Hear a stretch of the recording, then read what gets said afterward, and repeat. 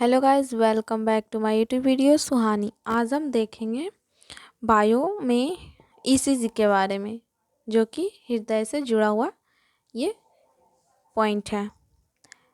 क्या है लिखा हुआ? विद्युत हृदय लेख इलेक्ट्रोकार्डियोग्राफ, जिसे हम इलेक्ट्रोकार्डियोग्राफ कहते हैं। ईसीजी का फुल फॉर्म इलेक्ट्रोकार्डियोग्राफ, इसे हिंदी में क्या बोलते हैं? तो विद्युत हृदय लेख, विद्युत हृदय लेख। आइए आगे देखते हैं। पहला पॉइंट क्या है? तो इलेक्ट्रोकार्डियोग्राफ। इलेक्ट्रोकार्डियोग्राफ में क्या लिखा हुआ है? वह मशीन जिसकी मदद से हृदय की वैद्युत क्रियाओं का आकलन किया जाता है, आकलन का अध्ययन किया जाता है, जिसे इलेक्ट्रोकार्डियोग्राफ कहते हैं। क्या लिखा है? तो इलेक्ट्रोकार्डियोग्राफ किसे कहते हैं? तो वह मशीन, ये एक मशीन है। इलेक्ट्रोकार्डियोग्राफ ये एक मशीन है जिसे हम ईसीजी बोलते हैं। ये एक मशीन है, तो इसका क्या कार्य है? तो वह मशीन जिसकी मदद से हृदय की वैद्युत क्रियाओं का आकलन, वैद्युत क्रियाओं का आकलन अध्ययन करते हैं, जिसे इलेक्ट्रोकार्डियोग्राफ कहते हैं। यानी कि हृदय के वैद्युत क्रियाओं, जो हृदय हमारा हार्ट है, उसकी वैद्युत क्रिया का आकलन करते हैं, यानी कि उसमें इसके द्वारा हम पता करते हैं वैद्युत क्रियाओं के बारे में, हमारे हार्ट के बारे में। आइए आगे देखते हैं। यहाँ पे इसे आप नोट पॉइंट में भी लिख सकते हैं, इसी का है। यहाँ पे दिया हुआ है, तो इलेक्ट्रोकार्डियोग्राफ हृदय की वैद्युत गतिविधि का कागज पर उकेरना। क्या लिखा हुआ है यहाँ पे? ये डिफिनेशन हुआ इसका, बट यहाँ पे शॉर्ट डिफिनेशन हुआ, क्योंकि शॉर्ट डिफिनेशन से ये होता है कि अगर आप शॉर्ट डिफिनेशन समझ गए तो समझो कि आप लॉन्ग डिफिनेशन आराम से नोट कर दोगे। तो इलेक्ट्रोकार्डियोग्राफ जो यंत्र है, मशीन है, उसका यूज़ कैसे करते हैं? तो हृदय की वैद्युत गतिविधियों का कागज पर उकेरना। जो हृदय है उसकी वैद्युत गतिविधि कैसे, मतलब वो सुसंचालित रूप से चल रही है, उसको ही कागज पर कैसे उकेरा जाता है, इसी को कहते हैं इलेक्ट्रोकार्डियोग्राफ, यानी कि ईसीजी। ये दो प्रकार के होते हैं। क्या? तो ये दो प्रकार के होते हैं, मानक ईसीजी और डायलर ईसीजी। क्या? तो सॉरी, यहाँ पे डिटेल्ड है, यहाँ पे टी लिखा हुआ है। डिटेल्ड ईसीजी और मानक ईसीजी। तो मानक ईसीजी कितने प्रकार का होते हैं? तो 3 वैद्युतीय लीड के आकार का होता है, और 3 प्रकार के ही होते हैं। और डिटेल्ड ईसीजी कितने होते हैं? तो 8 वैद्युतीय लीड के प्रकार के होते हैं, और 8 तरह के होते हैं। तो मानक ईसीजी क्या है? शॉर्ट पॉइंट में मानक ईसीजी के बारे में यहाँ पे दिया हुआ है। तो मानक ईसीजी दोनों कलायों में और बाएं एड़ी में। इसका मतलब क्या है? रुक के बताते हैं। इसका मतलब ये है कि जो हमारी गतिविधियाँ होती हैं, धड़कन की गतिविधियाँ होती है, हम तो साधारण तौर पे ईसीजी के मदद से कागज़ पर उकेर लेते हैं, पर नॉर्मली कोई व्यक्ति होता है, वो कैसे पता करते हैं? तो ये जो मशीन है जो मानक ईसीजी है, वो उसे उपयोग करते तो कहाँ? तो दोनों कलायों में। यहाँ पे जो कलाएं होते हैं वहाँ पे, यहाँ पे उपयोग किया जाता है इसका। और बाएं एड़ी में, जो हमारी लेग है, बाएं लेग, वहाँ इसका मानक ईसीजी का उपयोग किया जाता है, यूज़ किया जाता है। चलिए आगे देखते हैं। यहाँ पे क्या दिया हुआ है? तो नीलई होना खत्म। यहाँ पे दिया हुआ है, ये जो क्या बोलते हैं इसे? ईसीजी। हाँ, ईसीजी जो अभी पीछे पढ़ाए थे, वहाँ ईसीजी के द्वारा हम कागज़ पर कैसे उकेरते, तो ये है कुछ उसका प्रकार। इसके द्वारा ही हम कागज़ पर अपने हृदय की धड़कनों को उकेरते हैं, इसी को कहते हैं इस ईसीजी का छापना। छापना ही बोल सकते हो आप। इस ईसीजी जो यंत्र है वो कागज पर ऐसे ही उकेरते हैं। आइए देखते हैं, ये जो पी है, यहाँ पे जो थोड़ा सा उभरा हुआ है वहाँ पे पी है, तो पी तरंग, इसे हम पी तरंग बोलते हैं। तो क्या लिखा हुआ है, अलिंदी विध्वंस प्रकुंचन। क्या इसका मतलब क्या होता है, अलिंदी विध्वंस प्रकुंचन का मतलब जो फर्स्ट स्टेज होती है उसे ही अलिंदी विध्वंस प्रकुंचन कहते हैं।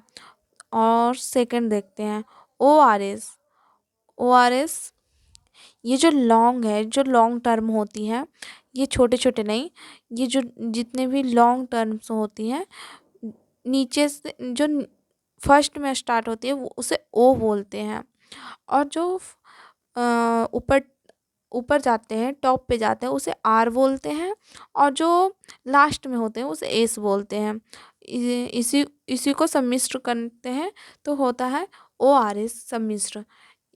इसमें क्या दिया हुआ है, ये क्या करता है, तो नीलयी ध्रुवन प्रकुंचन करता है। ये नीलयी ध्रुवन प्रकुंचन करता है। और तीत रंग, जो तीत रंग है उसका क्या मतलब है, तो नीलयी पुनः ध्रुवन स्थिलन। इसका क्या मतलब है, तो नीलयी पुनः ध्रुवन स्थिलन, यानी कि इसका कोई स्थिर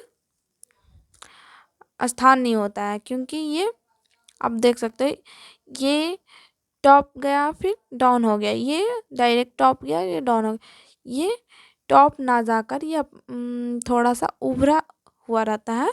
और इसकी आकार ऐसे ही रहती है, इसलिए इसे अनुस्थिलन कहते हैं। नोट पॉइंट में क्या दिया हुआ है, तो देखते हैं, जो ओ आर एस है, क्या, तो जो ओ आर एस है अभी जो बताए हैं सेकंड पॉइंट में, जो ओ आर एस है सम्मिश्र को गिनकर हृदय स्पंदन दर एच आर ज्ञात करते हैं। आप ये आपको ये मायने नहीं रखती कि टी कहाँ है या फिर पी कहाँ है या फिर ये इधर फर्स्ट वाला पी कहाँ है। ये हमें ये सब ये नहीं बताती कि हमारा हृदय कैसे चल रही है। हमें इससे पता चलता है कि ओ आर एस आपका किधर है। और इसको गिनकर ही पता करते हैं कि हृदय के स्पंदन दर कितना तेज है, गति होता है ना कि कोई व्यक्ति अगर कहीं से रेस लगा के आया हो तो उसकी जो हृदय की हृदय है जो तेजी से धड़कने लगता है। तो जो ओ आर एस है, जो ओ आर एस है इसके द्वारा ही हम पता करते हैं कि जो हृदय है वो तेजी से धड़क रहा है या फिर नॉर्मल है या फिर साधारण है। साधारण में तो डाइड हो जाएंगे, अगर ये साधारण हो गए तो डाइड हो जाएंगे। बट अगर फास्ट चल रहा है तो आप समझ सकते हो कि वो जो व्यक्ति है वो थका हुआ है या फिर किसी काम को करके आया है, ये रेस लगा के आया है। क्योंकि जब व्यक्ति दौड़ लगाते हैं या फिर रेस लगाते हैं तो उनकी जो ओ आर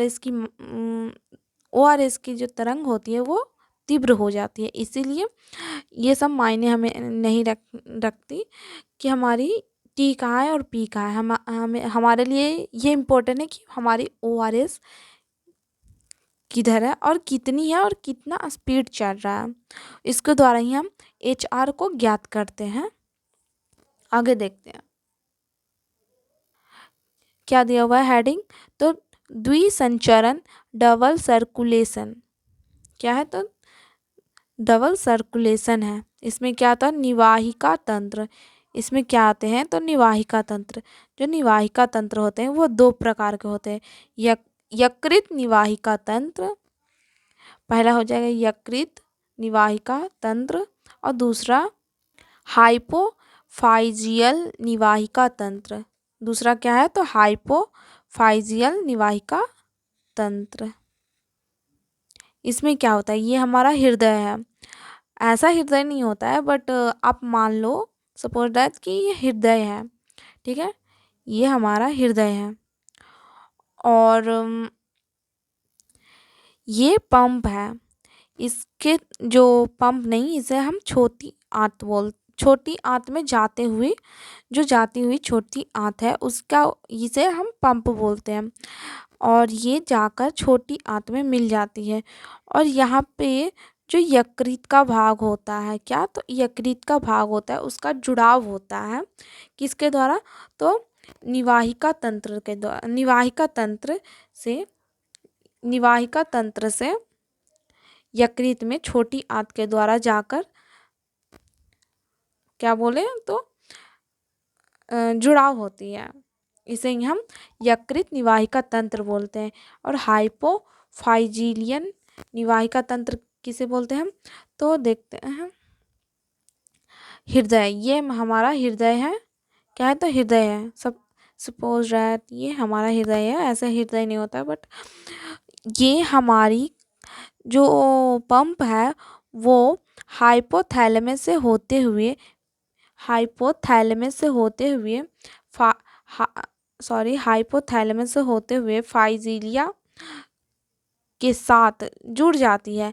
और जो ये भाग होती है, क्या, जो ये भाग होती है कॉलम, यहाँ पे कॉलम बनाया हुआ है, उसे पीयूष ग्रंथि बोलते हैं, क्या, तो पीयूष ग्रंथि बोलते हैं, इसके द्वारा जुड़ जाते हैं, इसे ही हाइपोफाइजिलिया निवाहिका तंत्र बोलते हैं, और इसे हम यकृत निवाहिका तंत्र बोलते हैं। ये आपका डिफिनेशन हो गया, डिफिनेशन है वह ये।